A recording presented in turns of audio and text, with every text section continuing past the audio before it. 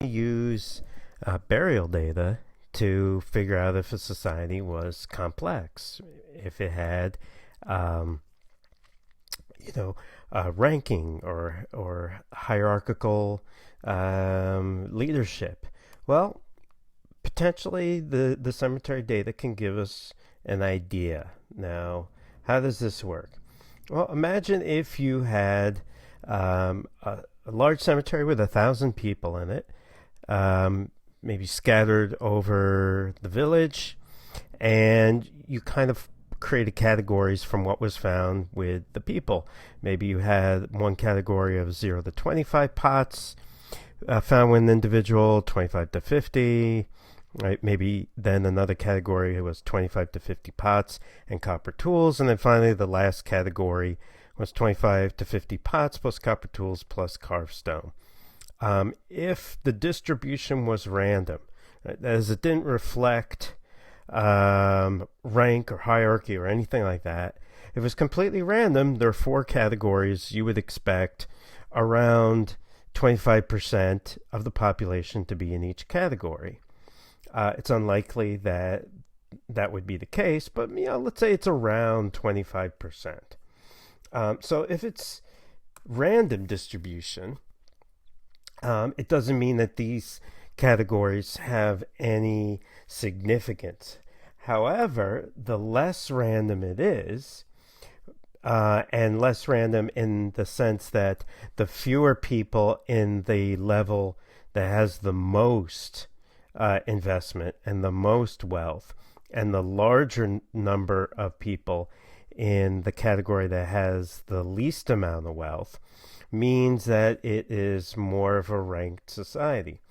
So when they looked at that site of Moundville, there were different categories that they created based on the position of the burial, if it was near a mound or not, or if it was in the cemetery, and then how much wealth was found in each of these burials. So, for example, the top one had copper axes, you can see here, and shell beads. They were usually buried in the central mound. The very bottom one had maybe a few jars, right? A few other objects. They were usually buried in cemeteries. And when you look at the numbers, the very, very top with copper axes was about 7 people. The top grouping here had about 67, 43 plus 7, so a little over 100 people here. But in the very bottom, no grave goods. We're talking about 1,256 people. Right above that are people with a few grave goods, and you can see that still, over, let's say, 200, 300. So lots of people on the bottom, a small number of people at the top. This is indicating a ranked society, a society like a chiefdom or an early state, right? Because there's a small number of people who have a lot more than the majority of people in death, and that's probably reflecting their position in life. Now, what about differences within that commoner rank, right? The large group. It turns out there were differences within the group on the bottom. Older adults had more, and they also had nicer goods, just like a hunting gathering society. So within the commoners, there was some ranking based on achieve status, what you're able to achieve. But the society as a whole was based on a scribe status, what class you were born into. Okay, is this universal? Not in all societies, right? And societies can show status differently. So here's Gerald Ford's monument and burial near the Gerald Ford Museum. Now, an archaeologist in the future finding it, even though they're not going to find any grave goods, the position of a single individual with a large monument in a prime location by the river, and not in a cemetery, set off completely on their own, would indicate that this person was special, that they received special treatment that not everyone achieved. In some cultures, such as in Islam,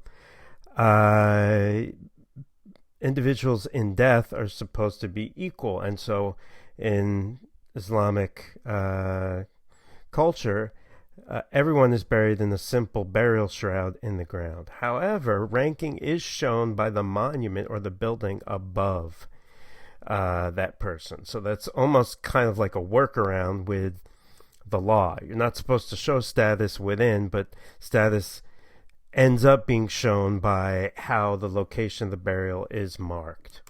Right? Okay. Another part of the Sachs-Binford series of hypotheses has been tested by archaeologists in different parts of the world. And that hypothesis is that mortuary remains that are very visible on the landscape can serve as markers for territory for a community. And this could be the case in some large monuments, such as burial mounds in North America or large megalithic tombs that are found all over Europe. These large megalithic tombs were usually group tombs. They were used by groups of individuals. So there are multiple people buried in these different kinds of tombs. And from the way that they're distributed, they may have been used to mark the territory of a village or a kin group. Is the same thing going on in cemeteries today? Sometimes, yes. So you have family plots where people might be buried, let's say, in a plot that was owned by the family. You might see this in some of the cemeteries you're looking at. And what this might be expressing is that membership in that group is very, very important. So it was important in life, and it's important in death. And you might see a change over time where maybe fewer people are buried in these family plots. So cemeteries can represent corporate. And what we mean by corporate is not the business sense, like a corporation, but group. All right, group membership. Okay, so the monument may have served a kin group in, let's say, some of these ancient societies. They may have been used by a tribe or clan over time, and it may have marked territory. You have more and more burial mounds, and eventually, as the society became more and more hierarchical in Europe, the large mounds were only for single individuals. Let's talk a little bit about gender differences in burials too. In some societies, women and men receive different kinds of goods, but that doesn't necessarily indicate status. It indicates different roles, let's say, in the society. A lot has been done recently on burials, Viking burials and burials in Eurasia, and reanalyzing some of the data because, for example, this Eurasian nomadic burial, originally, because weapons were found with it, it was identified as a male without really examining the skeleton too closely. Once it was reanalyzed, they realized that this was a female skeleton buried with weapons. So this was probably a female warrior. And so now more and more archaeologists are going back to some of this old data to see if they could identify the presence of female warriors in different societies through time. There's also a lot of symbolism that could be indicated in a burial, especially with low status burials or strange burials. I'm going to point out one on the site that I worked on. First, let's talk about prone burials. In many societies, being buried face down is a sign of disrespect. You can find this in many societies. When I was an undergrad, I worked at a place called Hamalavi, a site that was ancestral to the Hopi Native Americans who live in Arizona today. And when I was working in this ancient kiva, which is a ceremonial chamber in the site, we ended up finding within that kiva 3 burials. And these people don't look like they were buried neatly. It looks like they were the victims of a murder. It was a man, a woman on their side, and a young child. There were rocks thrown in them on top of them. They were not neatly laid out. They seemed to have been kind of thrown in there. And then the kiva, the ceremonial chamber, was set on fire. Another kiva was found. And in this kiva, these kivas had ventilation shafts. They found an individual who had an arrow in their thigh, and their head was in the ventilation shaft, and this kiva was burned as well. Now, it looks like this person was probably shot, put in the kiva when they were still alive. The kiva was set on fire, and the person probably was sticking their head in the ventilation shaft for air so they wouldn't asphyxiate. They died in that position. Now, when you look at this, this is not a simple murder. At least a lot of archaeologists who analyzed it don't think this is a simple murder. This is not a revenge killing where, you bump somebody off because you would just leave the body. This is overkill, right? No pun intended. This is very dramatic. Plus, they're using a sacred ceremonial chamber and consuming it with fire to consume this person. So there's something ceremonial and religious going on, and a lot of people think that what in fact might have been going on here is witchcraft, right? That is, these people might have been accused of being witches, and the only way to sort of counteract their supernatural power would be using a ceremonial chamber and burning them in the ceremonial chamber so that their supernatural power is destroyed. That's one way of looking at it. There's also a lot of interpretation that goes into some of the symbolic aspects. So we talked about the the Valley of the Kings on the west bank of the Nile and how that was symbolic. Egyptian burials also had these little figurines called ushabti that would come to life after that person's death and serve, be able to serve in the afterlife.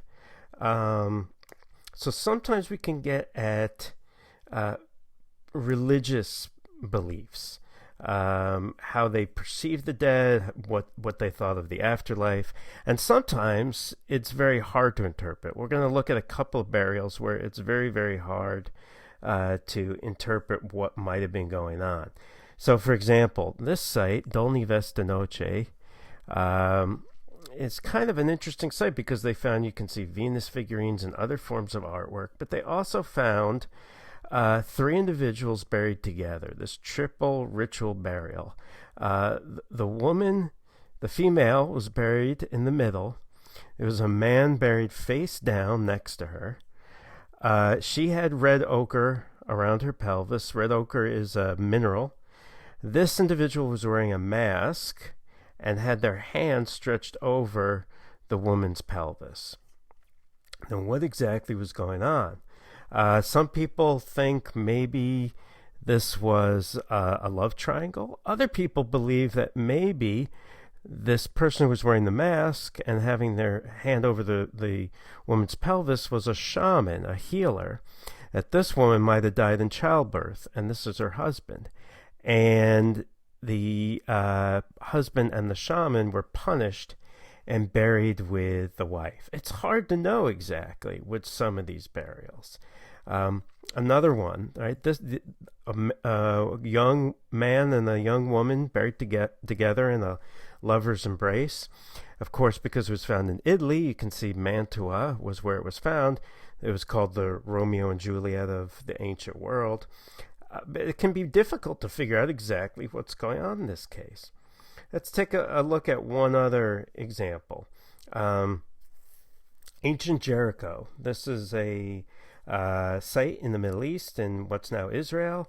And in Jericho, what they found were plastered skulls of people, right? That is, people took their relatives, laid them out or buried them. All the flesh was consumed. Later, they took some skulls from some of these individuals and then placed plaster on the skulls to recreate the facial features of the people. Then had these skulls displayed or maybe buried underneath the house floor. Now, what exactly is going on here? Who is being? This is one of the primary pieces of evidence for understanding religion in Jericho at this time. There's not a lot of other religious paraphernalia. So some people think that what's going on here is an ancestor worship or ancestor veneration, like you see in some parts of Asia today. Right? Okay, well, this is going to conclude the material for this week. I hope you guys have a good Thanksgiving. Start with your, some of your time. Start working more on your cemetery project, maybe making some more graphs. Please email me if you have questions about using Excel or creating some of these graphs. Also, if you have some time, maybe try and catch up on some missing assignments, like for revealing archaeology or some of the labs. So please try to catch up on those if you can. It's easier to do it now than at the very end of the semester. Next week, we'll be talking about a law involving Native American graves called NAGPRA, and we'll also start getting into historic archaeology. Right. So again, have a good Thanksgiving. Be safe. Be healthy.